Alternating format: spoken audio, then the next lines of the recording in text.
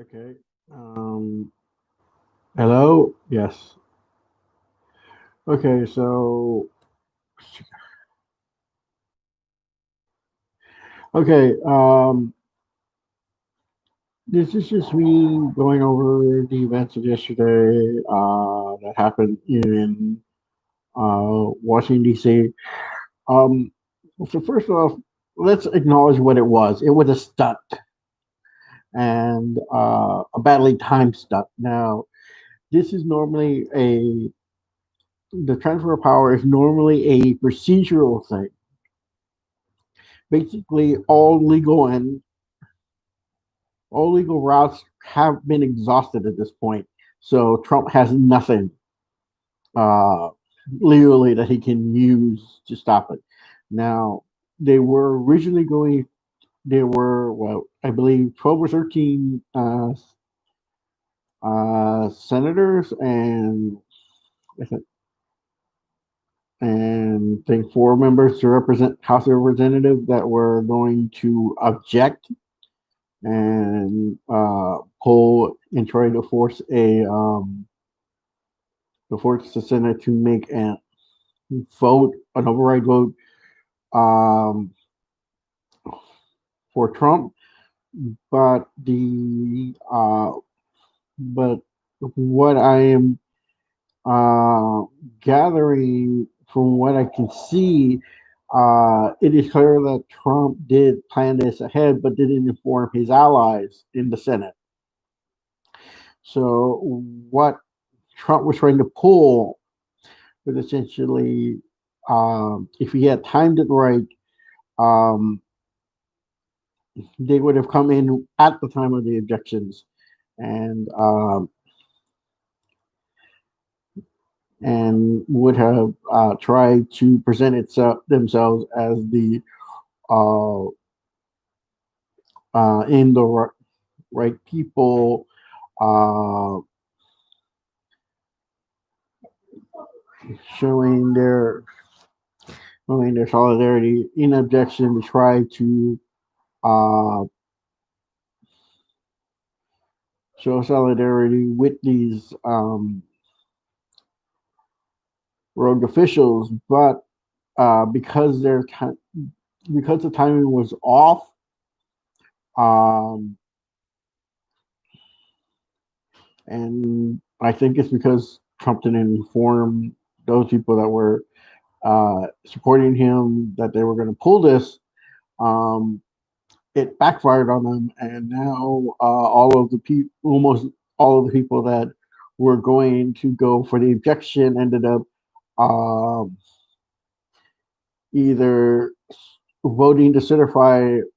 As far as I can tell, they all went and decided to certify. I think because they saw firsthand who Trump supporters were for the first time, and decided they did not want to be part of this. Um, and there are certain elements that of the Republican Party and their supporters are trying to blame it on AFCA, the anti-fascist group, um, which is a false narrative. They were not present at the time. Black Lives Matter also wasn't present at the time because they had no beef with the because they had no beef with um, with the process. Uh, and so when they pulled this, and people saw this on live television and saw it on webcams and other the people who were on the right but were kind of already either letting go or were kind of on the fringe of this already fringe group pulled away because they realized, the thing um, that almost all of us uh, have said about, Trump and his supporters, and that is that he is dangerous, that he is not well, and that he should be removed. Um, almost from the start. And so, as one person put it, what were they expecting? This is exactly what we feared they were going to do. We thought they were going to do it on election day. No, they picked a day that was pretty mundane. They decided to attack the process. Um, decided to attack the process themselves, and the House chamber has not been invaded since the War of 1812. I believe it was 1813, or well, basically around that time. Mainly because and that happened because um, the U.S. Navy at the time had been extremely stripped of its ability. We had only, I think, four ships. I think seven, between four and seven ships total U.S. Navy, and the Coast Guard, I think, had about less than 100. So there wasn't much naval defense, mainly because people were more concerned about the budget at the time. The budget at the time, and it was falsely believed that the militias defend would be more capable to defending the mainland. Unfortunately, forgetting the lessons, the forgotten, ignored lessons of the American Revolution, that um, a militia is only as good as their tie-in commanders in the regular army. And so this was unprecedented, and this was, a something that was kind of in their own making. So so basically, and it came the day after the Republicans lost the Senate. So basically, people that one of the representatives was the senator from Georgia who had just lost her seat. So she had nothing to defend. So she basically, after the event took place, they decided um, to hold the vote inside the chamber anyways, and do the procedure. After they had cleared most of the floor out, they did it within, I think one of the older sections of the building. They continued the vote, and they continued the procedure, and succeeded, primarily because one of the employees was quick enough to save the ballots, the original ballots. Um, so if they had been, if they had ran and left them, then they would have been burnt. Um, which, which in fact would have really done nothing to stop the procedure, because uh, the the ballots that are there, they're like, the states make every state has make 6 copies of that, and these were just one copy of many. But the symbolic nature of it would have been devastating if they had succeeded. So um,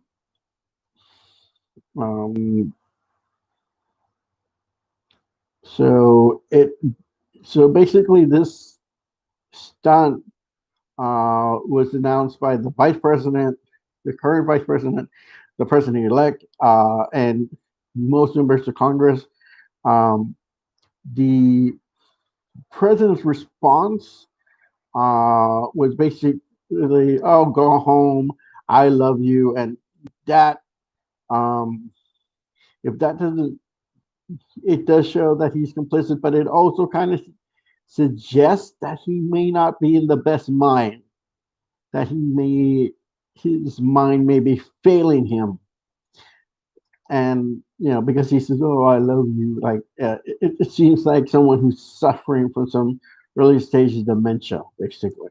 Um, so we kind of bit the bullet. So he has no, and so basically,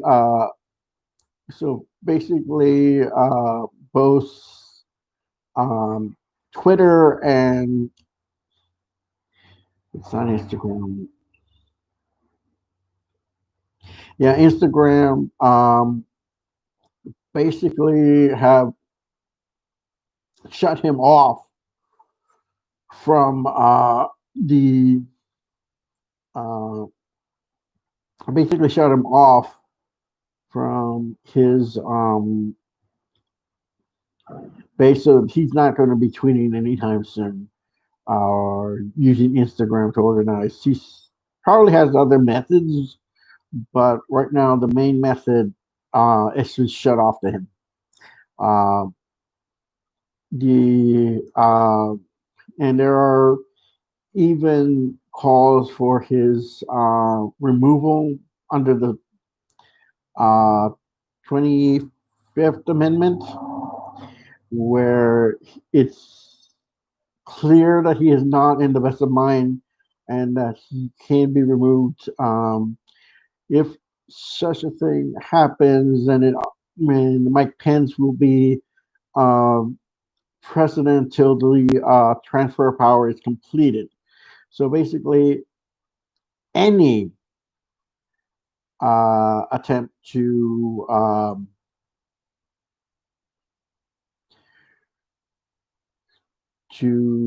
justify the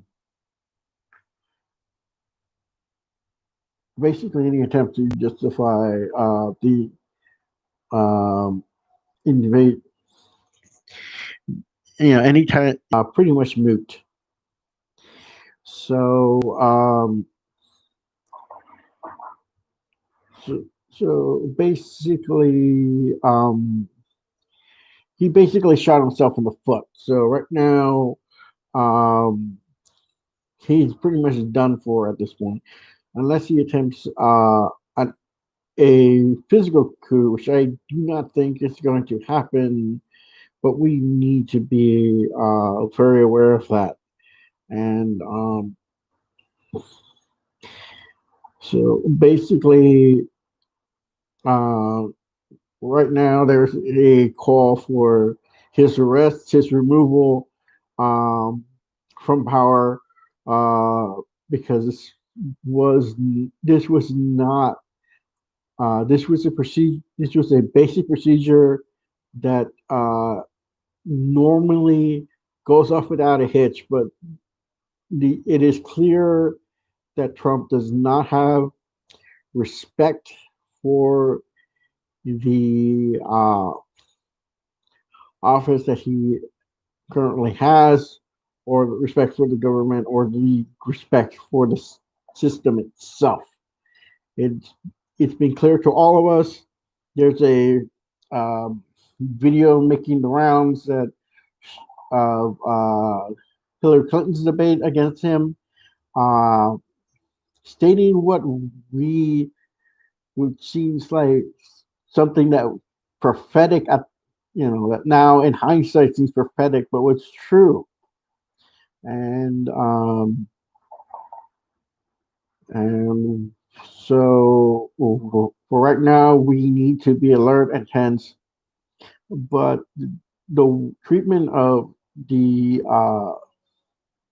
of Trump supporters by the police have really shaken the faith of a lot of people who were on the sidelines of the Black Lives Matter, the Brown Lives Matter, the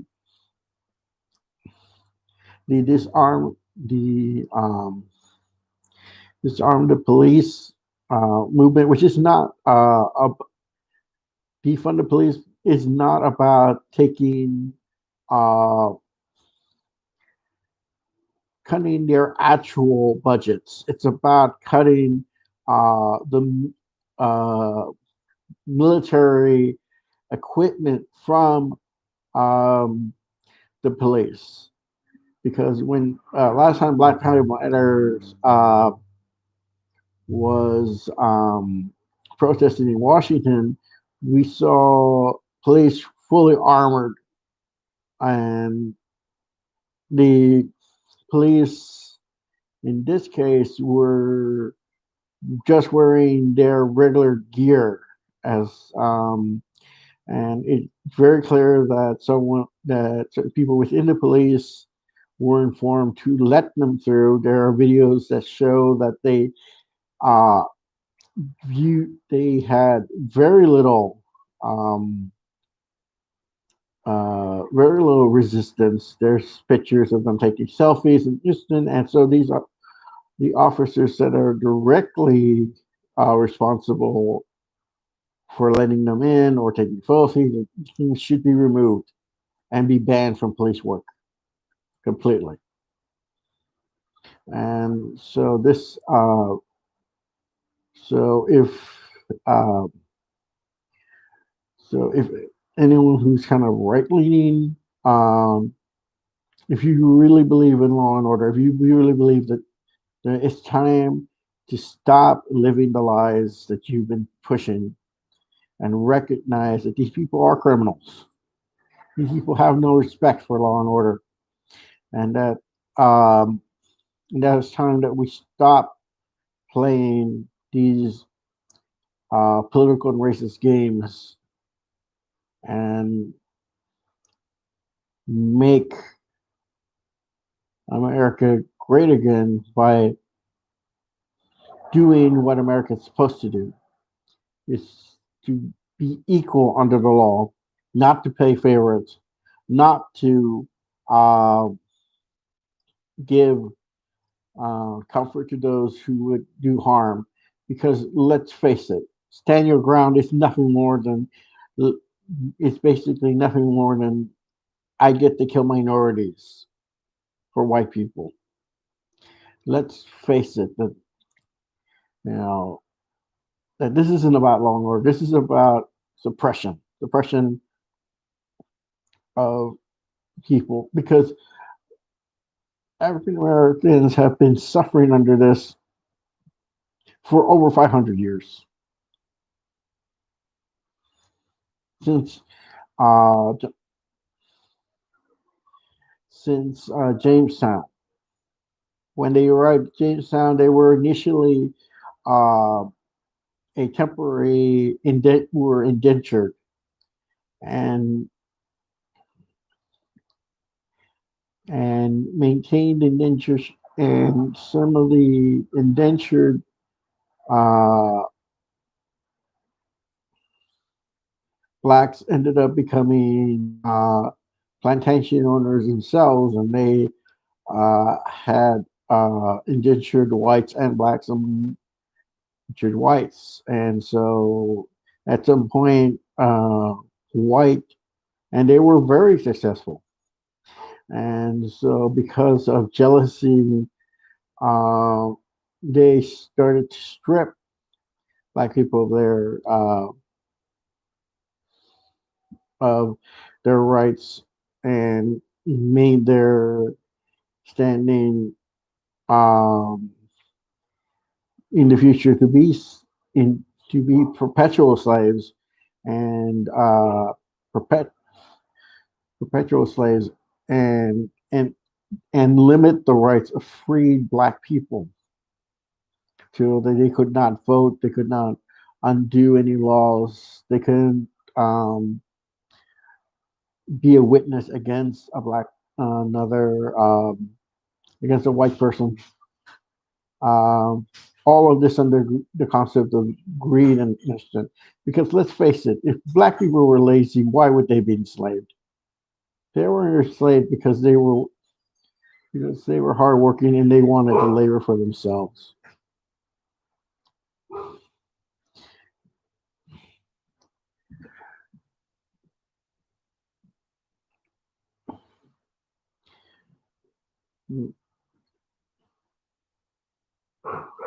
So the last, so basically, when they got their freedom, there was almost like an kind of formed specifically to suppress and terrorize black people. Make no mistake, they weren't defending anything. They were trying to punish black people for their freedom.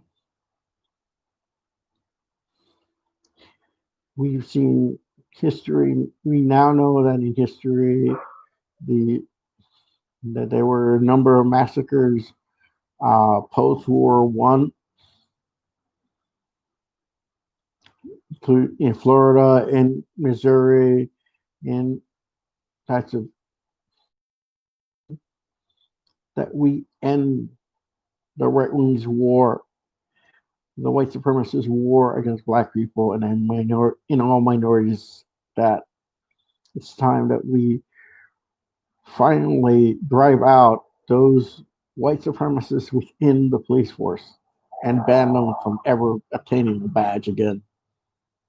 We need to make sure that that all protests are treated equally, and that if certain groups decide that they want to incite violence or incite that they will be met with the same force, regardless of who they are. That they're that if they start something, the police would come in to finish it, and that if they're doing nothing, that the police would simply stand to the side, watch the thing, and then if any police officer decides they want to start a fight, um, that they get punished for it. That the police shouldn't be starting fights. They shouldn't be encouraging fights. They shouldn't be um, dramatizing fights.